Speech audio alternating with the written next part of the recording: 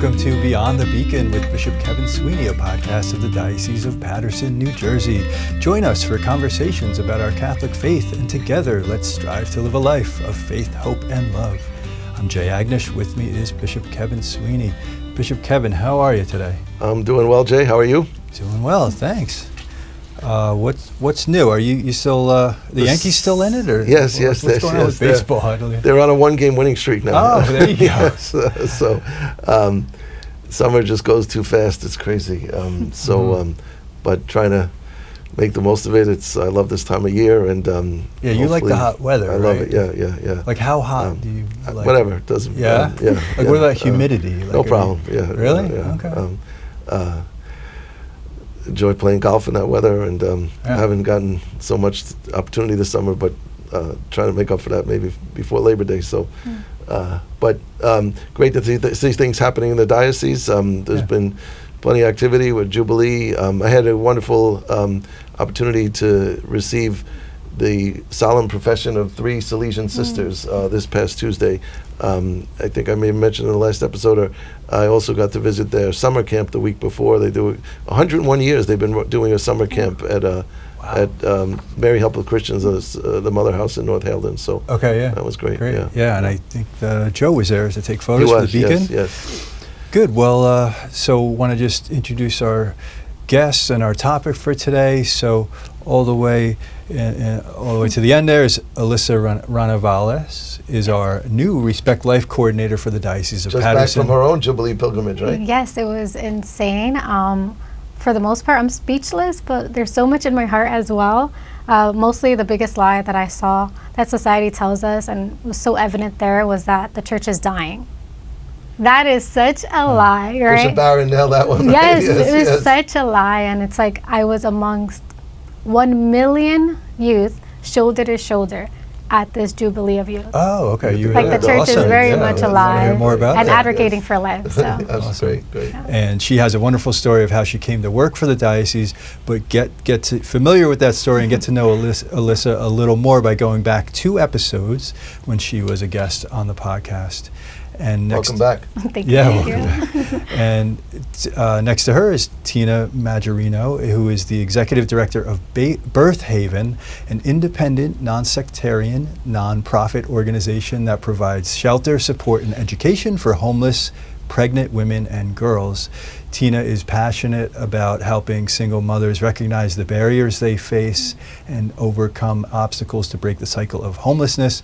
Birth Haven is located in Newton, New Jersey in Sussex County, and is one of many organizations listed on our Respect Life Ministry webpage as a resource for moms. So welcome both of you. Tina. Thanks for being here. It's been a long time coming. I've been wanting to have this opportunity for some time. I've heard about the work of Birth Haven, and so I'm looking forward to being able to share that with our audience. So thanks for being here. Thank you. So grateful to be here. Thanks. Maybe we'll just begin with a prayer. Find my glasses here. We're going to pray the Jubilee prayer if you want to join.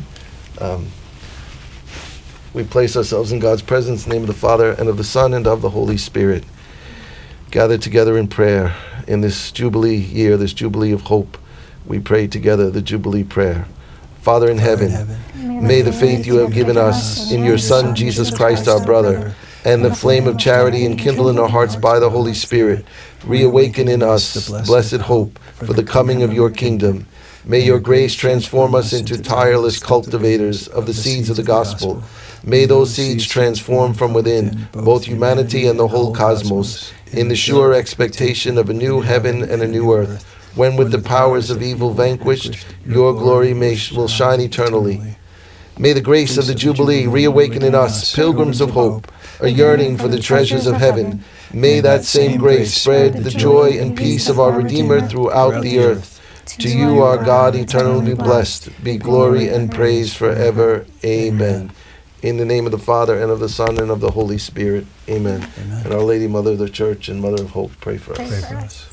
All right, well, I'm going to let you kick it off, Bishop. Why did you want to have this episode, and what do you want to talk about today? Well, and I think the timing is good, as we'll be having the New Jersey Rally and March for Life and Mass for Life on I think it's Thursday, September 25th, the same day Birth Haven will be having their golf outing. Yes. But we'll be day. we're all working for life together, some on the golf course and some at the rally and March. But as I said, I know that Birth Haven's been part of our diocese for many years and the ministry of our diocese, and have heard so much about it over my time. I'm going to get there for a visit. I look forward to that. And maybe the founder, what was her name? Elizabeth Sutherland. So maybe just give us a little bit of the story of how Birth Haven came to be. Yes, so I had actually, we call her Betsy as her nickname. Well known in Sussex County, I yes, believe, right? Yeah, very well known. Right. Betsy and her family and the whole Sutherland family. And I had asked Betsy because she was a mom of 9 children. Happily married to Jean, and I had always wondered, what made her start Birth Haven since she wasn't a single mom, and she had said that she felt that there was a need out there, that she wanted to make sure that women had an option. How long ago again? How long is it? 40 years. This is our 40th year anniversary. Right. So back in 1985. 1985 it was established. So I know she had her work cut out for her prior to that. And that was a time when the Respect Life movement was growing, but especially in bringing the witness for life right to the places where abortions were taking place in clinics. I know, right. And I believe Betsy felt that as those were praying, as people were praying outside of clinics, that she wanted to be able to offer, right? Was there something involved with that? Yes, she felt that she only wanted to go if she could provide an option or alternative where she could hand out brochures or documentation so that if a woman was inclined to carry her pregnancy to term, that she would have a resource.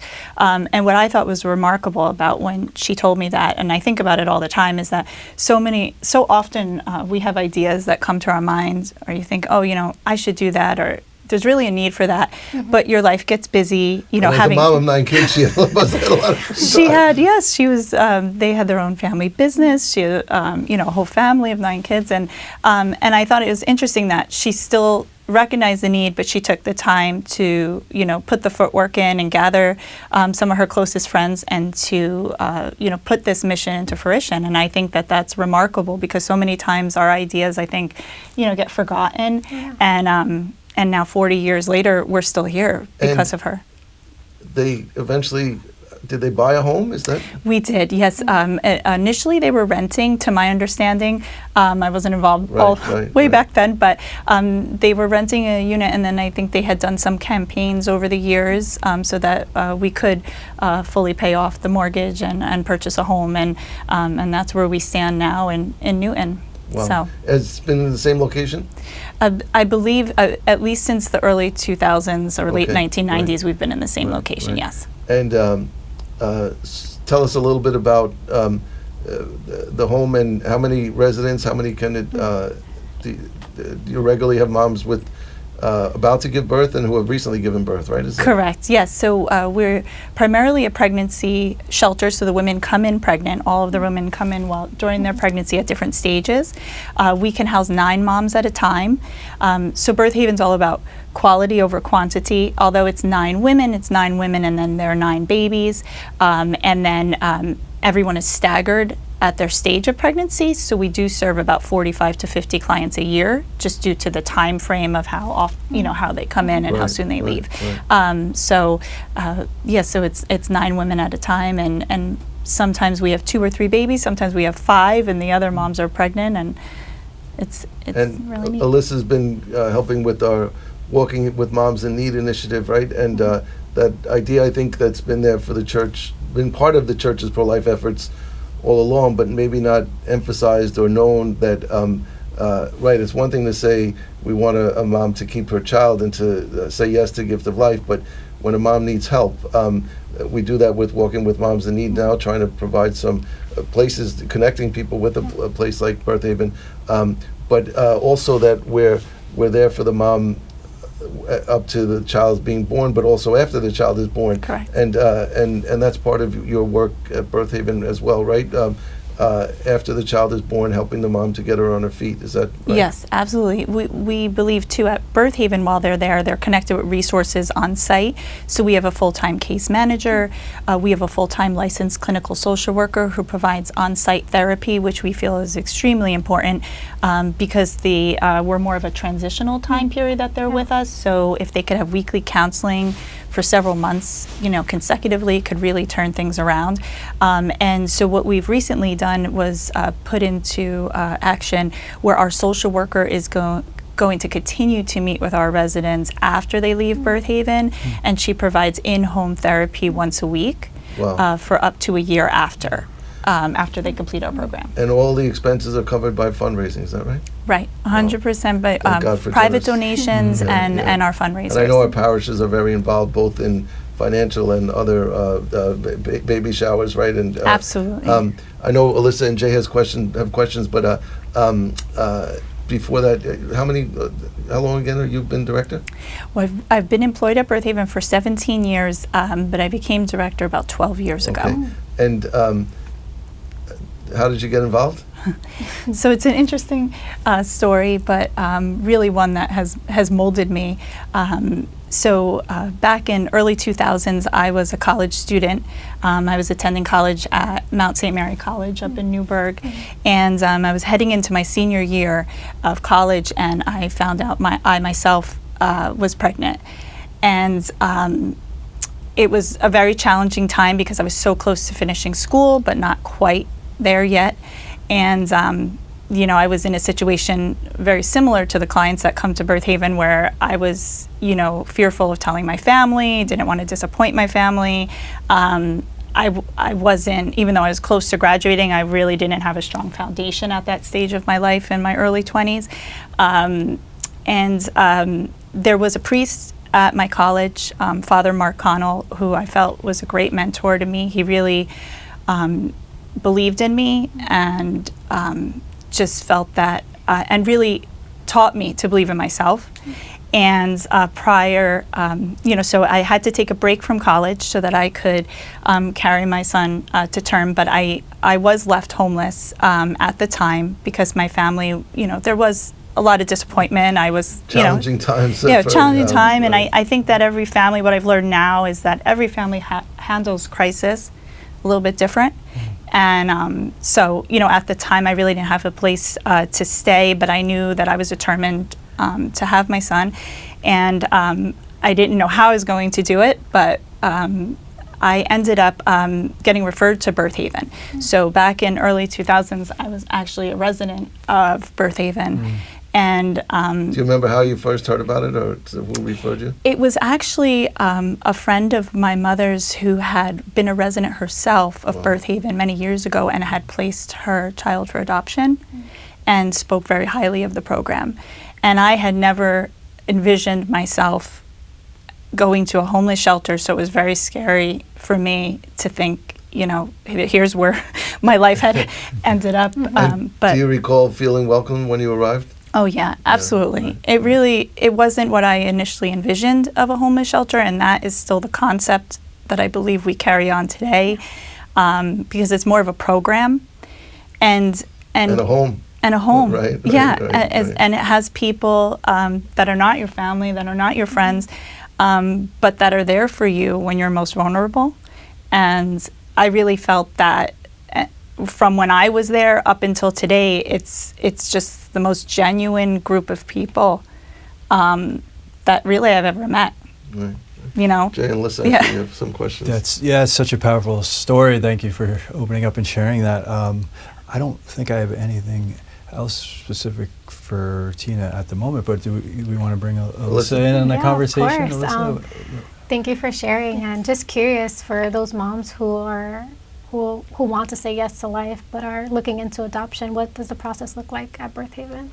So we believe at Birth Haven, we have a full life skill curriculum program, and we do incorporate adoption options into that curriculum, even if a client is expecting to parent her child and is not interested in adoption. We just have the education piece there because we want the moms to know that there's options and there's all different types of adoption as far as semi-open, open, closed, and I think that we want them to just be aware. And we always tell them, hey, it might not be your path, but we want you to be educated on it so that maybe you have a friend or a family member down the line that has questions. And so I think that it's really important just to have that education piece there. Sure. Yeah, thank you. You're welcome. And I'm sure you see the moms developing community within themselves, and as we've talked about, you have the support of the local community, local parishes. Maybe you can talk a little bit about how important that is and helpful, right? Yes, absolutely.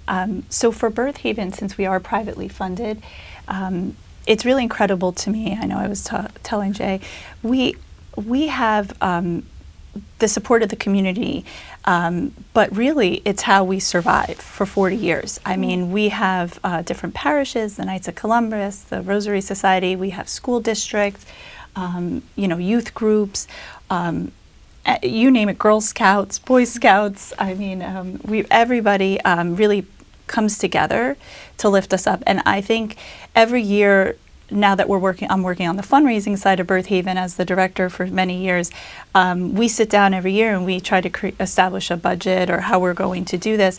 And we base it, of course, on previous years, but it's really the generosity of the community, of our supporters that, enable Birth Haven to thrive. And for 40 years, to be able to still be in existence with a full house, I mean, it's incredible to me that it's people helping people. Right.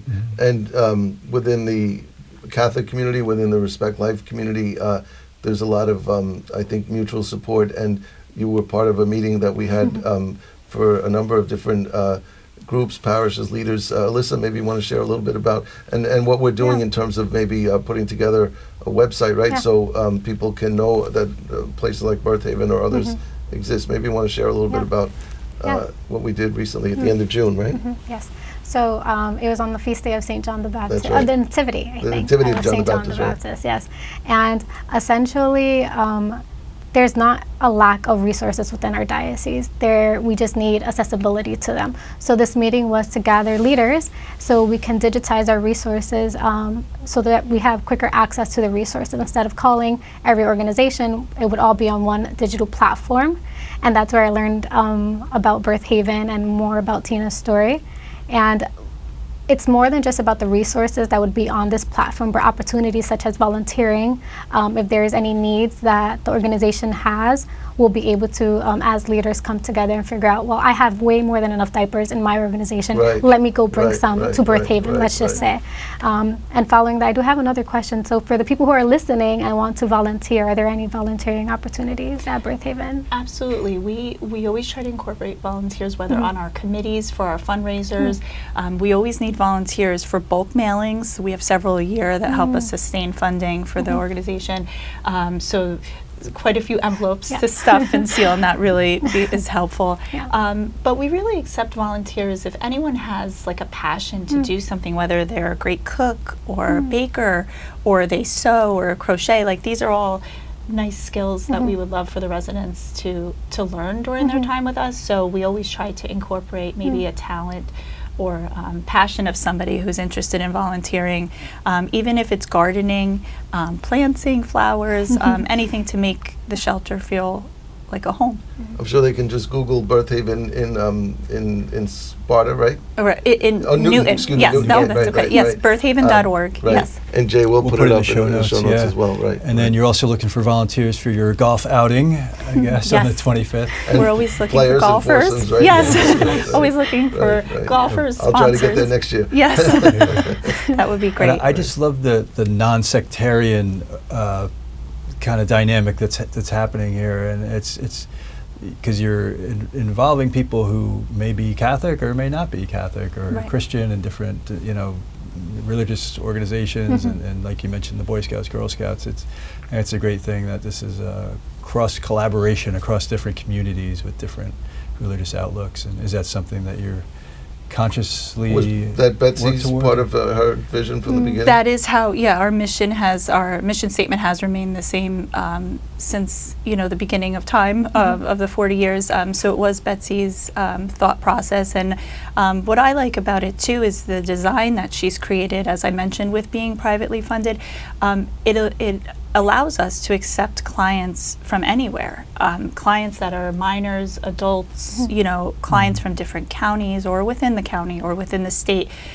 So I just like that it's very low barrier as far as who we're able to accept and help. Sure. And I believe you have a very strong and active board. Is that yeah? We do. Yeah, right. We do, and that's one of the things that I'm so grateful for Birth Haven. But I've noticed over all of the years, it's just really a great organization, but a great group of people that just want to help. So I know that if I had called the board and said, hey, can a client have an extension?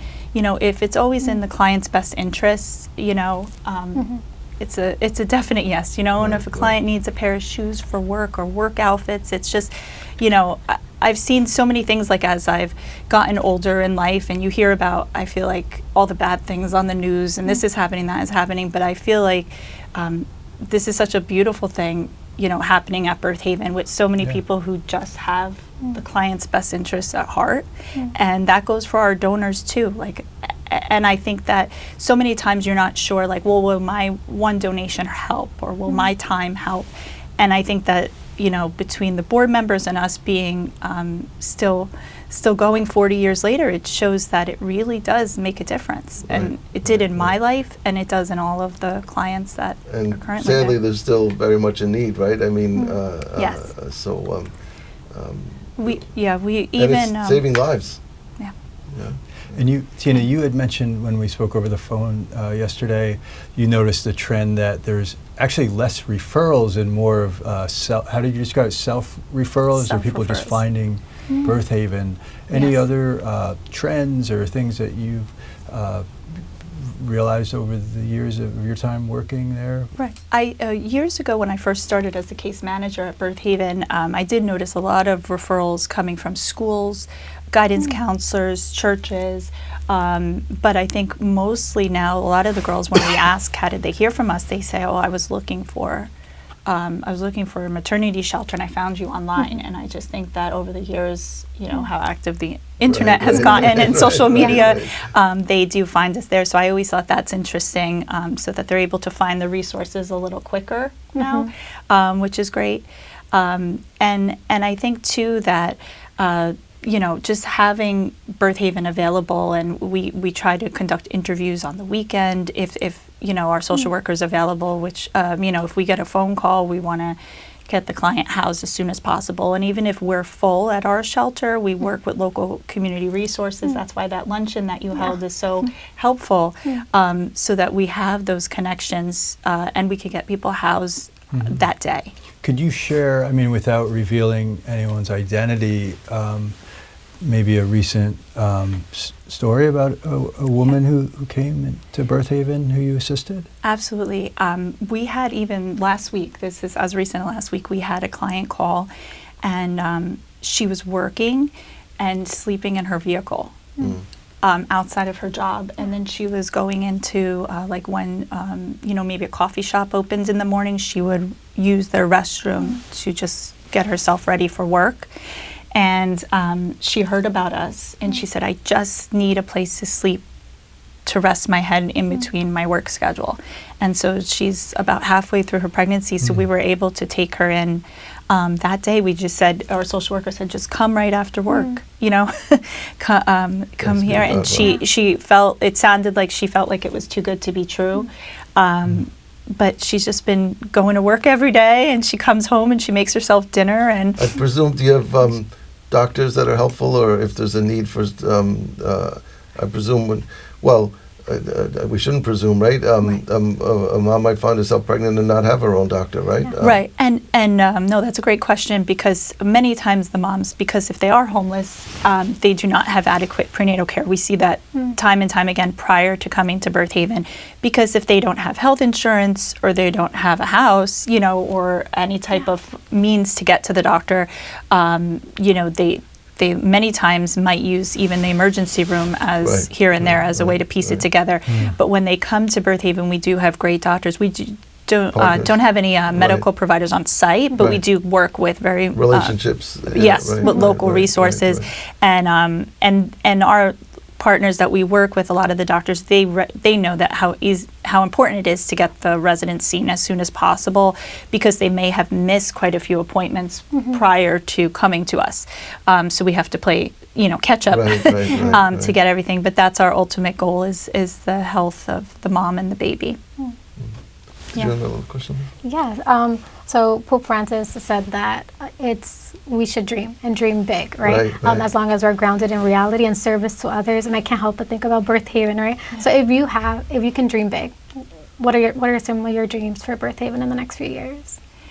I think one of my dreams is that if a resident comes into us early on in pregnancy, they can achieve so much because they have so much more time.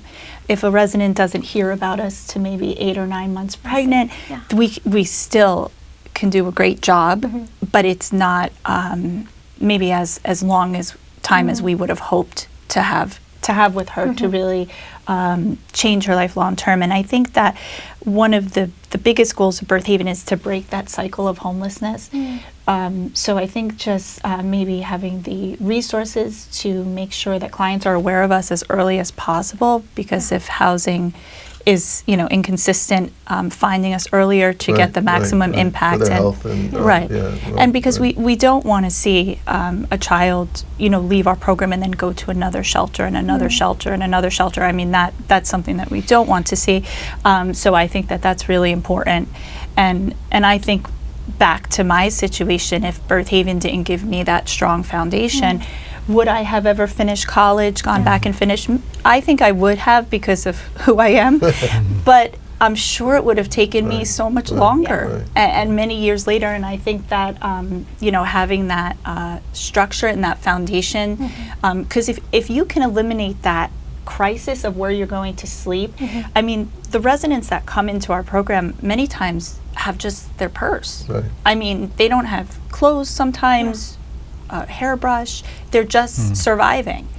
And you can't expect somebody to maintain a job and get prenatal care and do all of these things without the foundation. And they don't pay rent, I believe, right? No. But they are asked to. You do help in them saving money, right? Right. The expectation is that they'll work if they're able, when they're able, obviously, up to when they Medically. can. Right. Yeah, You want to absolutely. say a little bit about how you help them to save, so that after the baby is born, and they'll have a step ahead, at least, for going forward? Absolutely. It's one of my favorite aspects of the program, I can say, is that Birth Haven is not just a shelter where you could come and sleep, but like I said, it's all geared at making everyone self-sustainable after they leave. So with that, we really feel that the only way to end homelessness is to have an income and education. And so we do require all of the moms work full-time unless they are medically unable to, which is very rare, I could say, in my 17 years. It's a handful of clients that are medically unable to work. And since they do not have to pay at Birth Haven rent or utilities, it gives them a great amount of time to really get ahead. And if we have a requirement where they have to save 65% of their income into an escrow account that Birth Haven establishes, and our case manager monitors to make sure that every paycheck, that amount goes into the bank account.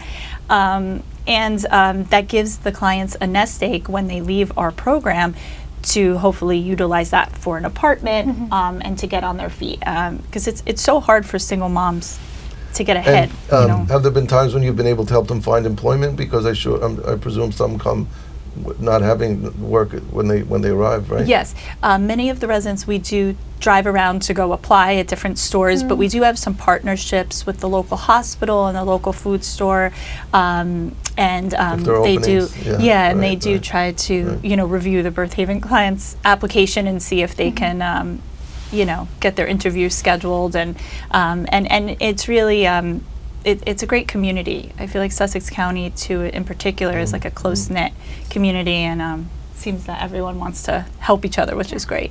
And Tina, you're obviously a powerful testament to what Birth Haven can achieve for a woman who is pregnant and goes there. Anyone come to mind who you recently helped out, or even years ago, who maybe has reached back out to you, or someone you keep in touch with? Yeah, we actually, we just had one of our fundraisers in May, and we had a former resident that was a client 15 years ago. So when she was initially pregnant, I was her case manager at the time. And now she came to our fundraiser with her son. He, it was a women's luncheon, and he was a 15-year-old high school student. So he was like, "Why am I here?" But he was so. It was so great to see. Like, this was our Birth Haven baby. Now, almost an adult himself, and she's doing wonderful. Had her own business. She talked about her business. She's married now, and she just talked about how Birth Haven helped, change her life. And everyone has just a different story. I mean, we have clients that have just situationally homeless, which was my situation at the time. I had never experienced homelessness before, but the crisis of unplanned pregnancy. But we also have many clients that are chronically homeless, and they've just do not have family. They've been in foster care, and maybe the foster care environments weren't safe either. And they've kind of just found themselves going from one unsafe situation to the next, and then till they find Birth Haven. And I think it's, I'm proud to be work at a place and just be at a place that, residents can go to sleep and know that they're safe, and wake up and know that their needs are going to be met in our organization, and what we say we're going to do is what we do. It can make such a difference. Right. Yeah. Right. Yes. Awesome. Thank you for your wonderful work, important work that you do, and for telling us more about it. Why don't we... Did you have anything else, Alyssa? We have events coming up. Oh, yeah. The Respect Life office does have a few events coming up. We have the New Jersey March for Life, September 25th. We will also be having busing available in all 3 counties, so you can go to our website and check that out. Well, right? Yeah, check the show notes. And just a month apart, so easy to remember. October 25th, we have our Respect Life convocation, and this theme, the theme of the year is IVF and healthcare ethics. It is a very sensitive topic, so we're really excited to have this event so we can learn how to have these difficult conversations and understand what the church believes and stands for. And lastly, we have the Feminine Genius Brunch. It's a series. I'm very excited. It's quarterly. So our first session is November 15th. And JP2 is the one that coined the term Feminine Genius. And we're just very excited to use the gospel of life to help women become witnesses of life and how we can give back to our community. So those are 3 events coming up this year. And they're all about a month apart. And they're on the... our website or the St. Paul's? Yes, at St. Paul's website. We can put the platform for the Respect Life resources. That's still a work in progress, or yes, is that it's up already. Oh, it's up already. Yes, oh, it's great, up already. great. Yeah. So, where can people find that? St. Paul's Inside the Walls. Okay. It's connected. Great. Yeah, we'll have a bunch of links in the show notes. And you could also just search Respect Life Office, Diocese of Paterson, and you'll find some things there as well. And And we may before we let you go, we got to ask you about the Jubilee of Youth. Yes. Okay, yes, of course. I mentioned it a little bit before. Yeah. I did not expect to be shoulder to shoulder with 1 million other youth. It was amazing to see the Pope. One thing that stuck out the most was honestly just seeing, successor of St. Peter, kneel before Christ the same way that we do, and in silence. And to At the vigil, right? get 1 million people to just be in silence. Was that Saturday night, right? Yeah, right.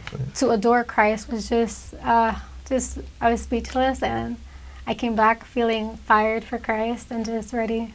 I was going to say it was a mini World Youth Day, but it was really a full World Youth Day, it felt like a full World Youth Day. For the Jubilee. Yeah. So it was really amazing. Yeah. And you said you got to go to Assisi as well. I did get to go to Assisi, very different than Rome. Right. We got to Assisi a little earlier, so before the crowd came rushing in for the Jubilee of Youth events. And so it was it was less crowded, quieter. And Assisi is much smaller than Rome. But Rome is beautiful. The churches are just Were you able to see where blessing. Carlo Acutis is buried? Yes, Yeah, we did. We yeah, visited. Of beautiful. course, we did. Yeah. And Tina, I think you said you're going to be making a little different kind of pilgrimage coming up, right? Are you helping some people go back to college? Yes, yes. My two oldest children are going back to college in a few weeks, so I'll miss them. Right. And I've enjoyed but my you're going summer. for the journey for I am. Yeah, right. I always make it my vacation as well. To the Working vacation. I like the I would think. warmer weather. Oh yes. yeah, right. They're both in Florida, you said, Yes. right? Yeah, right. I like right, the warmer right, weather right, too. right. Oh, So- good. Florida in Great. August doesn't bother me. But thank you. Well, thank you, Tina. Thanks for coming Thank you on. for and having me. Thanks, Alyssa, for Of being with course. us and for all the work that you're both doing. Really great. Thanks. Yeah, thank you so much. And Bishop, before we sign off, do you anything that comes to mind reflecting on the conversation that you want to share? Just the connection really, as Alyssa I think alluded to, Bishop Barron. He said it on his homily for St. Peter and Paul at the end of June, and then he shared it with the young people this weekend, thinking of Peter being crucified in Rome. And you said, where's this guy going to end up? And the Roman Empire, and that's all of its glory. And he said, where did that end up? The Roman Empire is in ruins. And the successor of Peter, he said, I saw him riding around St. Peter's last night.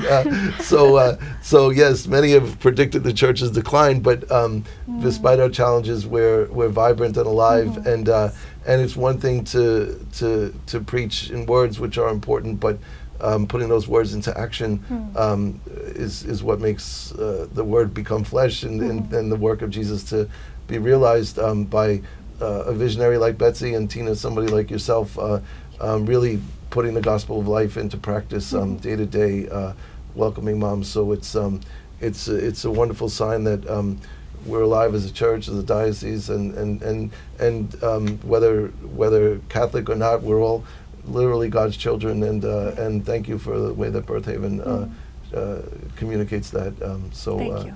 Look forward to getting up there for a visit. I'm excited Yeah. to show you around. I look Yes. thanks. Great. All right. And Bishop, what are you reading? I finally finished Acts, and I'm reading Bob Dylan's Chronicles autobiography. Oh yes, So right. good. I'm sucked into it. But what have you been reading or listening to I lately? just finished listening to The Empire of AI. Karen Hao, I think. Wow. Some scary stuff. Yeah, okay. And it goes into a lot about the founding of OpenAI, which led to ChatGPT and Sure. some of the people involved. And it's You're cutting edge as always. well, no, I don't know about that. But that was an interesting read. So I bet. and now I'm listening to. I've always wanted to learn a little bit about the history of Colombia. So there's a book on the Rio Magdalena, the river Magdalene that runs through the country. That the author is using the river to give the history of the country. So Oh. Wow. I just started that. And Have you been? no, I have to go. We have so many of our Yeah. priests who are from there. So I've been to a number of other countries, but Yeah. I haven't yet gotten to Colombia. So it's on my list. Yeah, there's that statue of Jesus right up on the. That's is that Colombia? that's I think Brazil. No? Brazil. Okay. Yes, Okay. yes. Wow, my Same South part of the America world, same is- part of the yeah, world. All right, Yeah. I was close. Those Americans were great at geography. Yeah, there you go. You said Lyndhurst. I thought Lyndhurst, Long Island. Bergen County. Bergen County, right. Yeah, right, too right. too gracious, Bishop. All right. Well, good. Well, thanks again. Thank you And for having I think Thanks, we'll thanks. say goodbye. So, and thank you all for joining us. Please subscribe, comment, and leave a positive rating. Get to know us better by following Beyond the Beacon on Facebook or Instagram. Email questions and podcast topic ideas to us at beyond@pattersondiocese.org. Discover our other podcasts, Coffee with Cupkey and the Paul Street Journal. See you next time. Thanks, everybody. God bless you.